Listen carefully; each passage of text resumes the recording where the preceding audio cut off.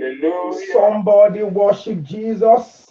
Hallelujah. Ẹ jẹ́ ayọ̀ Ọlọ́run lógo, ẹ jẹ́ pàtẹ́wọ́ ńlá fún Jésù Kristi. Ẹ jẹ́ pàtẹ́wọ́ ńlá fún Jésù Kristi. Mo fẹ́ ká bá mi kọrin kan yìí ká tó wọnú iṣẹ́ ìránṣẹ́ lọ. Ọba tó ṣeun tẹ́nìkan ò lè ṣe. Orúkọ rẹ̀ tí níyì tó. Ọba tó ṣeun tẹ́nìkan. Ó bá máa yan Ọlọ́run lógo, àwọn ìránṣẹ́ Ọlọ́run la wà lórí ìtẹ́ lálẹ́ yẹn. Ayé ọba tó ṣeun tẹ́nìkan ò lè ṣe. Hallelujah. Gbogbo ayọ̀ orúkọ rẹ̀ sí ni. Amen. Mo fẹ́ ká fún wọn yẹn pé Ọlọ́run. Amen. Àṣálẹ́ àwọn ìránṣẹ́ Ọlọ́run la wà lálẹ́ yìí. Mo fẹ́ kó yé wa wípé àdúrà aláìní látọ̀ láti yàtọ̀ bí mo pé it's a possibility wípé gbogbo àwọn tàbí ìbà ẹni ìránṣẹ́ Ọlọ́run. Bóyá onípò níjọ ni àwọn onípò níjọ ìránṣẹ́ Ọlọ́run la jẹ́. Mo fẹ́ ká fún yẹn ké pé Ọlọ́run lẹ́ǹkan ṣe pé ọba tó ń ṣe ohun tẹ́nìkan kò lè ṣe. Pariwo sọ fún Ọlọ́run, pariwo sọ fún Ọlọ́run. Kábà lọ́rọ̀ sọ́tàyà bára sátàyà. Ohun tẹ́nìkan ò lè ṣe. Orúkọ rẹ̀ tí níyì tó. Olúwa wá. Olúwa wá, orúkọ rẹ̀ tí níyì tó. Ní gbogbo ayé, orúkọ rẹ̀ tí. Amen.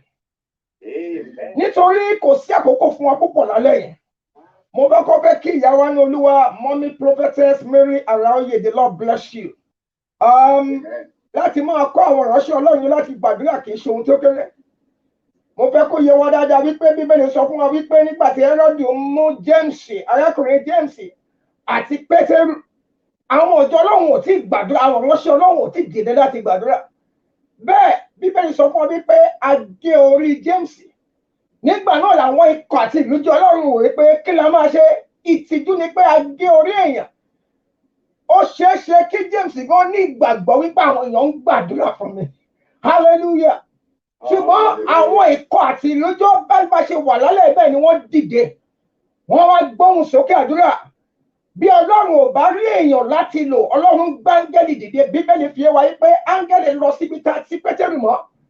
Áńgẹ́lì ni kì í ṣe ènìyàn. Ọba tó wọlé láì ló kọ́kọ́rọ́ ni. Ó lọ síbi tá ti Pétérù mọ́. Àwọn ẹ̀ṣọ́ wà níbẹ̀, wọ́n dè lọ́wọ́, wọ́n dè lẹ́sẹ̀.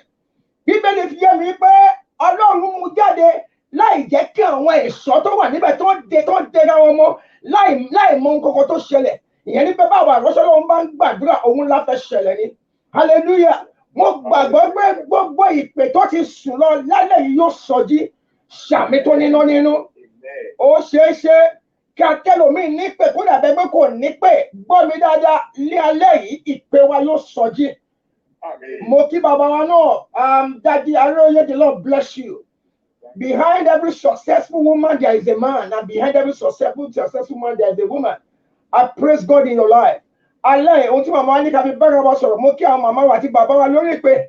I can see many ministries connected here, and I believe that we can synergize together. When we pray together, heaven moves. Amen. Ìkùnà nínú ìpè. Ìkùnà nínú ìpè la ní ká fi bára wa sọ̀rọ̀ lálẹ́, a máa gbàdúrà ni. Ṣùgbọ́n a ò lè gbàdúrà láì máa ní òye Ọlọ́run. Amen.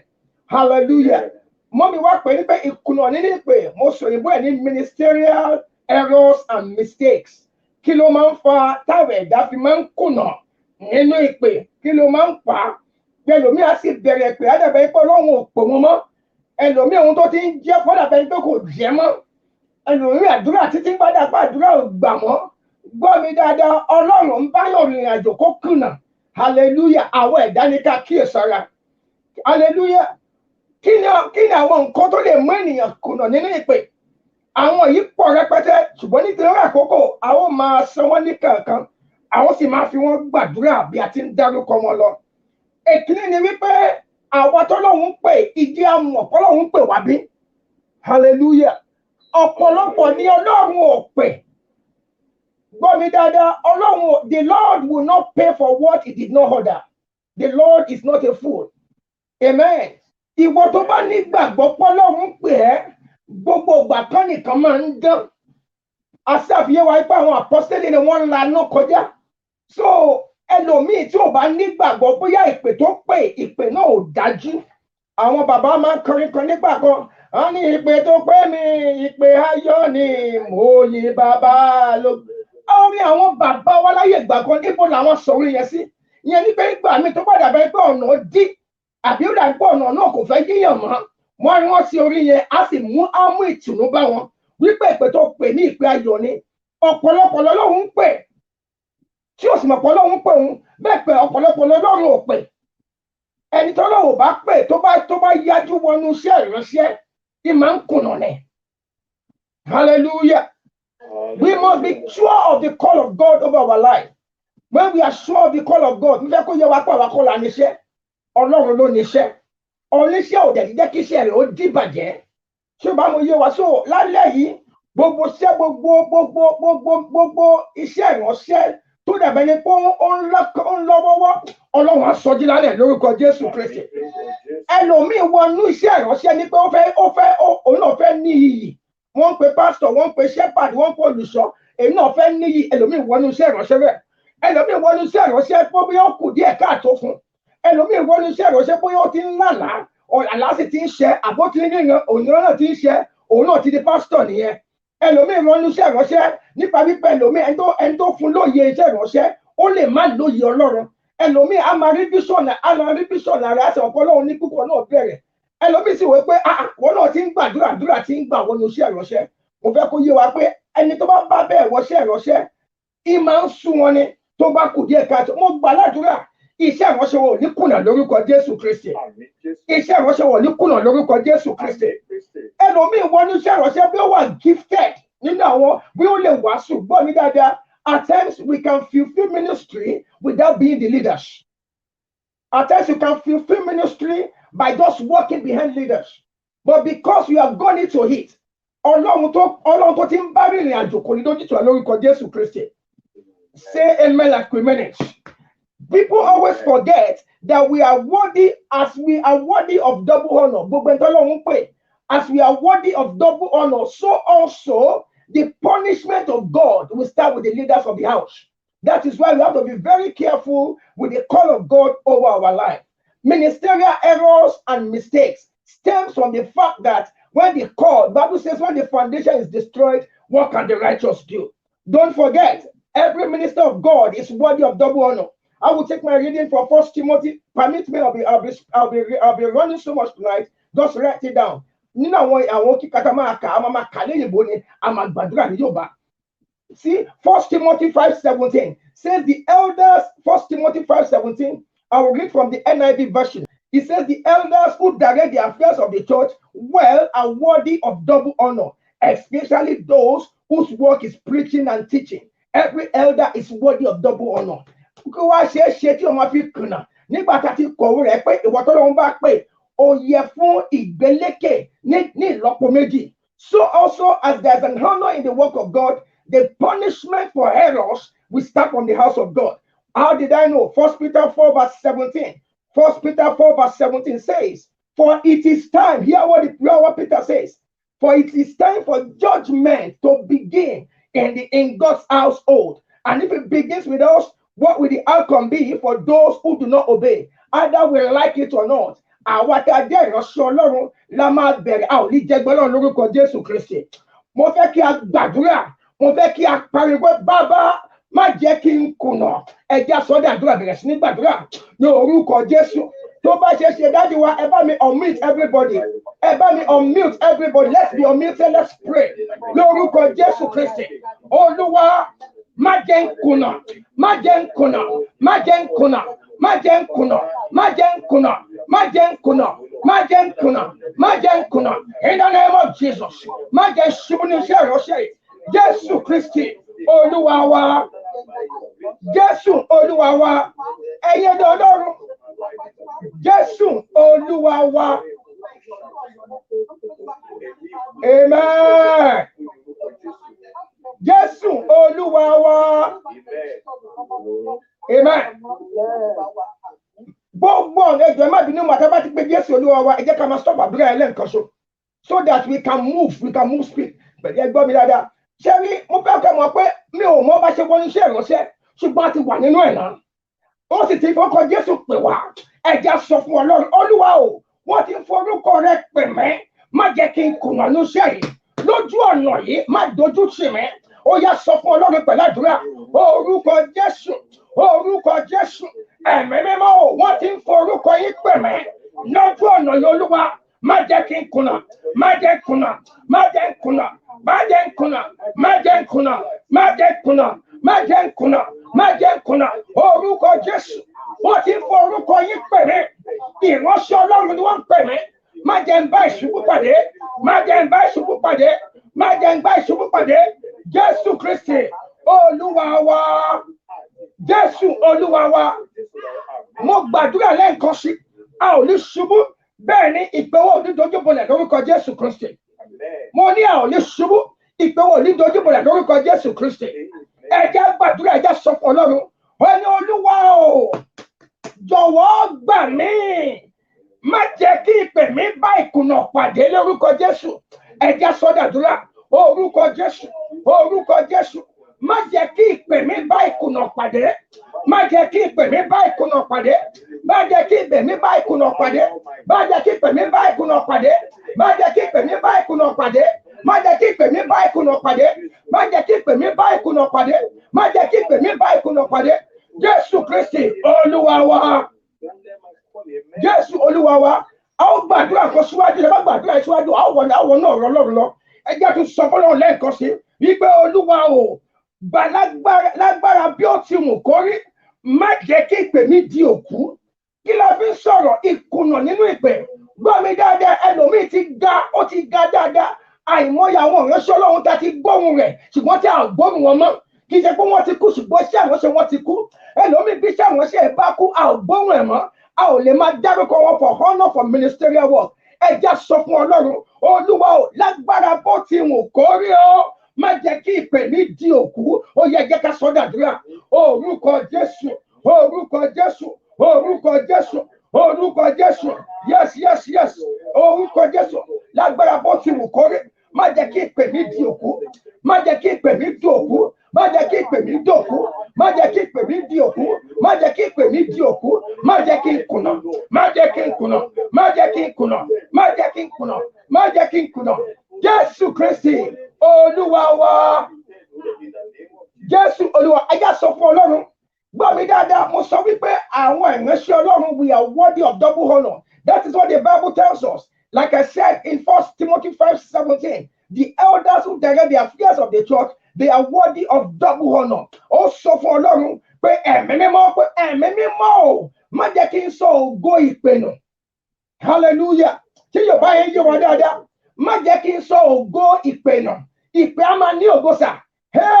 Àárín àwọn bàbá wa tó jù wá lọ tó ń kúnlẹ̀ fún wa, àwọn bàbá wa ń gba báàgì lọ́wọ́ wa, ó mọ̀ wípé ìpè yẹn ló ní ògo. Hallelujah. Kò sí bí ọmọdé ṣe lè jẹ́ tó bá ní ìpè. Àwọn bàbá ẹ̀ wà fẹ́ máa fẹ́ dọ̀bálẹ̀, wọn yóò dọ̀bálẹ̀, wọn lè má dọ̀bálẹ̀ sà. Ìpè ni ó sọ fún Olúwa, má jẹ́ kí n sọ ògo ìpè nù. Ó yá bẹ̀rẹ̀ sí ní gbà, bẹ̀rẹ̀ sí ní gbà. Orúkọ Jésù, orúkọ Jésù. Ẹ̀mí mímọ́ o, má jẹ́ kí n sọ ògo ìpè nù. Má jẹ́ kí n sọ ògo ìpè nù. Má jẹ́ kí n sọ ògo ìpè nù. Ó yá pariwo sọ fún Ọlọ́run. Ó yá pariwo sọ fún Ọlọ́run.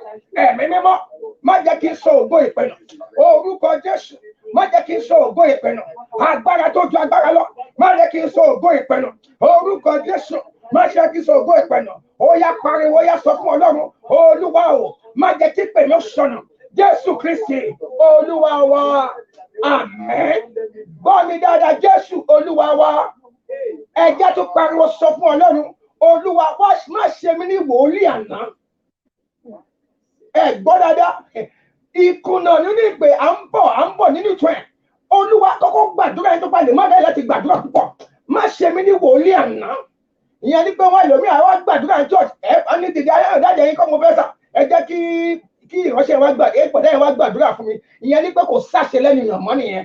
ẹja sọ fún Ọlọ́run Olúwa o má ṣe mí ní wòlíì àná bẹ̀rẹ̀ sí ní gbà orúkọ Jésù Ẹ̀mí Mímọ́ o má ṣe mí ní wòlíì àná má ṣe mí ní wòlíì àná má ṣe mí ní wòlíì àná má ṣe mí ní wòlíì àná orúkọ Jésù má ṣe mí ní wòlíì àná yes má ṣe mí ní wòlíì àná Jésù Kristi Olúwa wa ó yá sọ fún Ọlọ́run Jésù Olúwa wa àkọsílẹ̀ Bíbélì pé His mercies are new every morning nítorí náà ó wá sọ fún Ọlọ́run ohun mẹ́ta ló fi gbàdúrà báyìí ó pariwo Olúwa o ògo tuntun ìpè tuntun àti ògo ojúmọ́ tí ò ń gbọ́ mi dáadáa ògo tuntun ìpè tuntun ògo ojúmọ́ ìyẹn ni pé Bible says His mercies are new every morning. I want you to turn into prayer. New glory, new calling, new anointing. Ògo tuntun, ìpè tuntun, ògo ojúmọ́. Olúwa fi bá mi pàdé, fi bá ìpè mi pàdé, fi bá ìpè mi pàdé, fi bá ìpè mi pàdé, fi bá ìpè mi pàdé, fi bá ìpè mi pàdé. Ògo tuntun, ògo tuntun, ògo tuntun, ògo tuntun, ògo ojúmọ́. Olúwa fi bá ìpè mi pàdé. Yes. Bí bá ìpè mi pàdé, orúkọ Jésù Olúwa wa, Jésù Olúwa wa, Jésù Olúwa wa, ó yẹ jẹ́ ká sọ fún Ọlọ́run, Olúwa má jẹ́ n kọsẹ̀ níwájú rẹ̀. Má jẹ́ n kọsẹ̀ níwájú rẹ̀, gbọ́ mi dáadáa. Káyà bá sọ táyà bá lẹ́lẹ́wọ̀ sọ.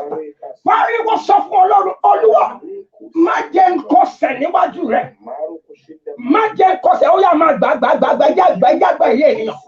Má jẹ́ n kọsẹ̀, má jẹ́ n kọsẹ̀, má jẹ́ n kọsẹ̀, má jẹ́ n kọsẹ̀, má jẹ́ n kọsẹ̀, má jẹ́ n kọsẹ̀, má jẹ́ n kọsẹ̀, má jẹ́ n kọsẹ̀.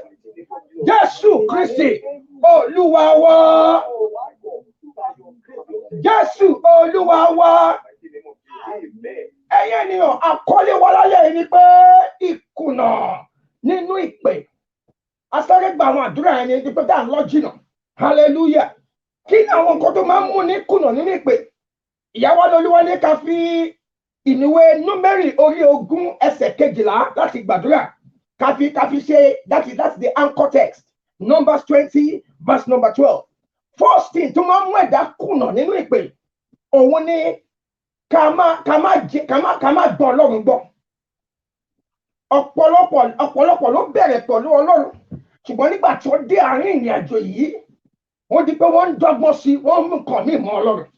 Tẹ́ bá wo ìwé Númérì orí 20 ẹsẹ̀ 12 kí ló sọ fún wa níbẹ̀? Numbers 20 verse 12. Hallelujah. Ẹ jẹ́ ká máa kẹ́yìn bó sọ́yà ìyàwó àgọ́sítà ló jìnnà. Bẹ́ẹ̀ ni ma. And did not spoke unto Moses. Yes, and Aaron. And Aaron. Yes, ma. Not yet believed me. Nítorí pé ìwọ kò gbà mí gbọ́, àyà sọ fún Ọlọ́run mọ́ bọ́ ma. Pariwo Olúwa kí ni yóò mú ìgbàgbọ́ kúrò lọ́kàn mi? Ohun kan tó lọ́run sọ fún ọmọ ṣe ni pé ó gbà mí gbọ́. Yóò gbà mí gbọ́ nígbà tó gbà mí gbọ́ ó pọ́n mi lé. Ìyẹn ni pé bẹ́ẹ̀dá bá wà bí ìránṣẹ́ Ọlọ́run bá wà. Bó bá sọ ìgbàgbọ́ nínú Ọlọ́run nù, tó bá ti sọ ìkọ́lé Ọlọ́run nù, èèyàn náà máa kùnà nínú iṣẹ́ ìránṣẹ́.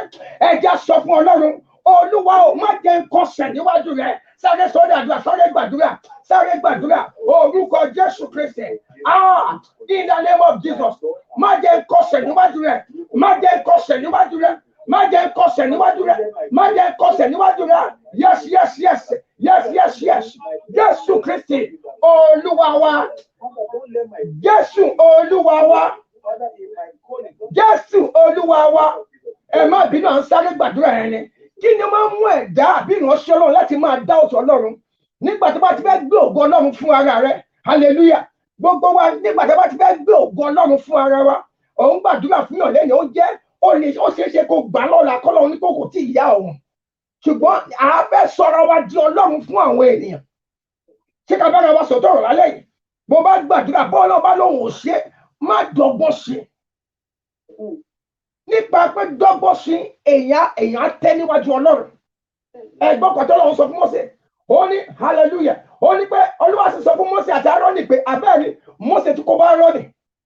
Olúwa sọ Mósè àti Áárónì pé nítorí ẹ̀yin kò gbà mí gbọ́ láti yà mí sí mímọ́ lójú àwọn ọmọ Ísírẹ́lì nítorí náà ẹ̀yin kì yóò mú ìjọ àwọn ènìyàn yìí lọ sí ilẹ̀ náà tí mo fi fún wọn nípa wípé wọn ò gbọ́ Ọlọ́run gbọ́ láti pọ́n Ọlọ́run lé ọ̀pọ̀lọpọ̀ wa láti gbé ògo fún ara wa ẹ gbọ́ bàbá wa John onítẹ̀bọmi John the Apostle John the Baptist tẹ́ bá wo Bíbélì òun náà sọ fún Ọlọ́run sọ fún ó pariwo Jésù pé Jésù ń bọ̀ wá òun gbogbo ló pariwo Jésù hallelujah nígbà tí Jésù dé ó ní ẹ̀hẹ́ ẹni tí mò ń sọ ní ẹ máa gbọ́ tiẹ̀ ẹ̀yẹ bàbá onítẹ̀bọmi ṣùgbọ́n nígbà tí Hẹ́rọ́dì tó mú John the Baptist tó tì mọ́lé John the Baptist náà lérò pé ó yẹ kí Jésù gbà wọ́n lẹ̀ ṣùgbọ́n Jésù ò débi tó wà tẹ́ bá wo ìwé Mátíù orí 11 ẹsẹ̀ 3 John the Baptist wá rán àwọn òránṣẹ́ sí Jésù pé bàbá yìí mo rò wípé ìwọ ló máa gbà wá làkẹ́ ó ní kọ́ lọ bèèrè lọ Jésù pé are you the one that is to come or should we expect another one? Ìwọ tó ti sọ wípé Jésù yóò dé ẹni tó ò lè túbà tẹ̀ ìwọ tó sọ pé Jésù nìyí nígbà tó ń kíbọn mi bíbẹ́ sọ pé ọ̀run ṣí ó ní àṣírí ẹ̀mí òun jáde láti ọ̀run pé èyí ni àyànfẹ́ ọmọ mi nígbà tó bá wọnú ìdánwò tán tó wà bàbá wa John the Baptist wà nínú ìdánwò Hẹ́rọ́dì ó ránṣẹ́ kí Jésù nínú ìwé Mátíù orí 11 ẹsẹ̀ 3 ó ní are you the one to come or should we expect another one? Ibẹ̀ òtútọ́ ó tún lọ sínú ìwé Lúùkù ẹgbọ́n mi dáadáa ó tún lọ sínú ìwé Lúùkù ó tún sọ fún Jésù bẹ́ẹ̀ Lúùkù orí 7 ẹsẹ̀ 19 Luke 7 verse 19 hallelujah are we getting it sir?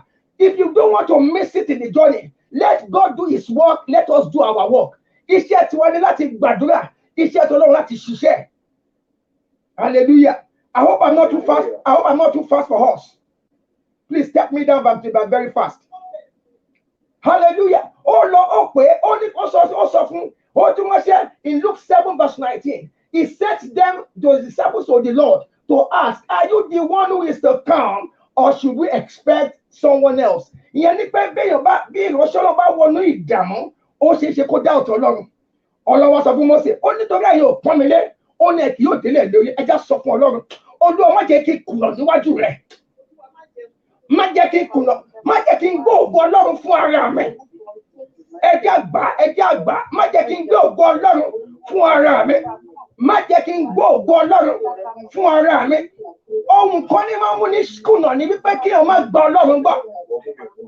kí o má gba Ọlọ́run gbọ́ Ọlọ́run ò yípo padà Ọlọ́run ń jẹ́ bàbá má jẹ́ gbé ògo rẹ fún ara mi Jésù Kristi Olúwa wa Jésù Olúwa wa Jésù Olúwa wa amen ohun kejì tó máa ń mú ní ṣìnà òun ni pé kí o jẹ́ alágídí nínú ohun tí ò dáa ó pọ̀ lára àwọn ọṣẹ́ Ọlọ́run being stubborn in the wrong things being stubborn tá bá wọ àwọn ọṣẹ́ Ọlọ́run tó ń ṣubú ẹ̀rí pé wọ́n ó ṣe é káwọn ọmọ sọ pé pásítọ̀ nǹkan tẹ̀ ń ṣe yìí kù díẹ̀ káàtó èyí kò padà ẹ̀mí Ọlọ́run ń pè ọkọ̀ Ọlọ́run ń pè ẹja sọ fún Ọlọ́run ó máa ń gbẹ̀ ẹ̀dá ṣubú ó máa ń mú ní kùnà nínú ìpè ìyẹn ní pé nígbà tí pé tọ́lọ́run bá pèèyàn tán tí yóò fira èèyàn sípò ọ̀wọ̀ kí wọ́n wá ṣe agídí ní ohun tó kù díẹ̀ káàtó gbọ́ mi dáadáa ó lè rí ìran tán.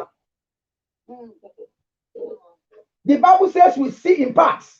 Ó ṣeé ṣe kí wọ́n máa rí tó gún gbé tí bọ̀ kọ́ lọ ránṣẹ́ sí ẹ but being stubborn in wrong things ẹja sọ fún Ọlọ́run gbogbo ẹ̀mí agídí tó lè ba ìpè mi jẹ́ Olúwa gbà lọ́wọ́ mi ẹja gbà gbogbo ẹ̀mí agídí tó lè pa ìpè mi jẹ́ Olúwa gbà lọ́wọ́ mi Olúwa gbà lọ́wọ́ mi Olúwa gbà lọ́wọ́ mi Olúwa gbà lọ́wọ́ mi Olúwa gbà lọ́wọ́ mi Olúwa gbà lọ́wọ́ mi gbogbo ẹ̀mí agídí tó lè ba ìpè mi jẹ́ yes Olúwa gbà lọ́wọ́ mi Jésù Kristi Olúwa wa Jésù Olúwa wa ohun kẹta Jésù Olúwa wa ohun kẹta ẹ̀jẹ̀ má bínú sá ìrìnàjò mi ò ẹ̀jẹ̀ kan máa ṣe kọ́mọ́kọ́mọ́ so I can speed up ohun kẹta ni pé ká má máa bèèrè Ọlọ́run ní gbogbo ìṣísẹ̀ tá a bá ń gbé every step of our life we need to be asking God should I continue should I wait ó ṣeé ṣe kọ́ ló ń sọ báyìí lánàá kí ó báyìí Ọlọ́run kó ti yí padà lẹ́yìn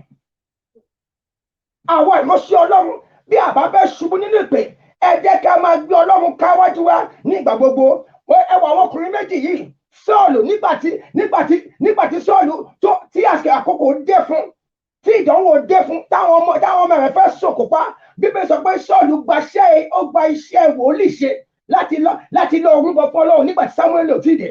Kí ló dé? Ó ní àwọn ọmọ èmi ó fẹ́ sọ̀kò pa mí. Hallelujah. Ẹ̀rù àwọn ọmọ èyí ẹ̀bà, ẹ̀rù Ọlọ́run ò bá. Ṣùgbọ́n Dáfídì náà ó dé ipò kan.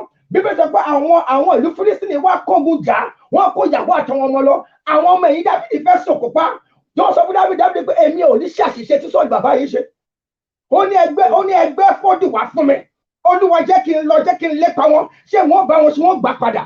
Ìyẹn ni pé Ọlọ́run sọ pé yá lépa, ṣùgbọ́n Sọ́ọ̀lù tó kọ̀ láti bèrè lọ́wọ́ Ọlọ́run ó kùnà lójú ìdá. Ẹja sọ fún Ọlọ́run, Olúwa má jẹ́ kí n gbàgbé ìtọ́sọ́nà yín. Ẹja sọ fún Ọlọ́run, má jẹ́ kí n gbàgbé ìtọ́sọ́nà yín ní gbogbo ọ̀nà. Má jẹ́ kí n gbàgbé ìtọ́sọ́nà yín.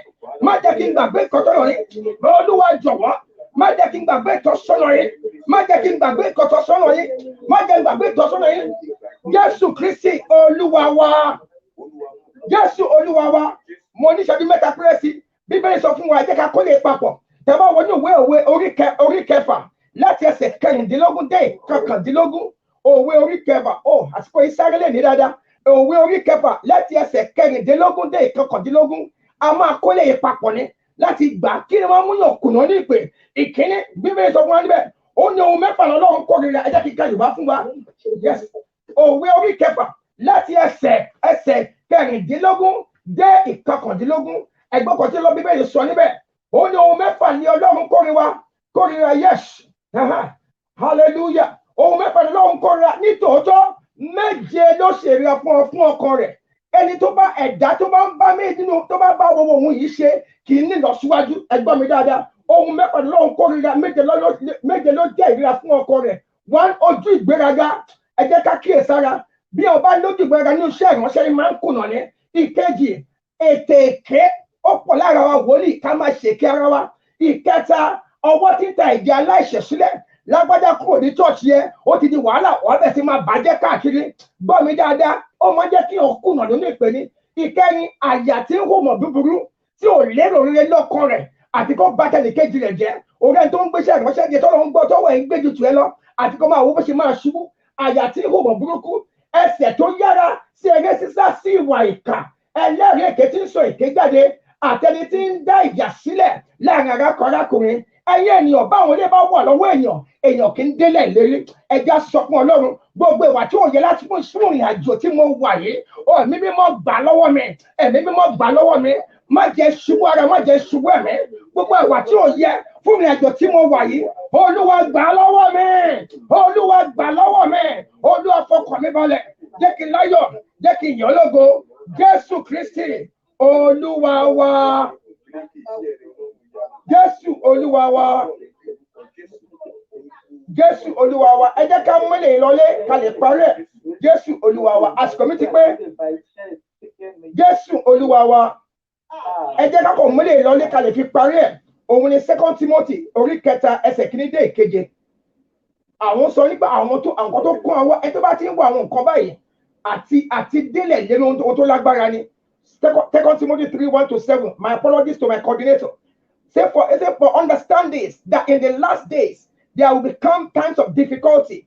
People will be lovers of self. Ìránṣẹ́ Ọlọ́run má fẹ́ràn ara rẹ̀. Lovers of money. Ẹ jẹ́ ká mọ́wọ́ kúrò.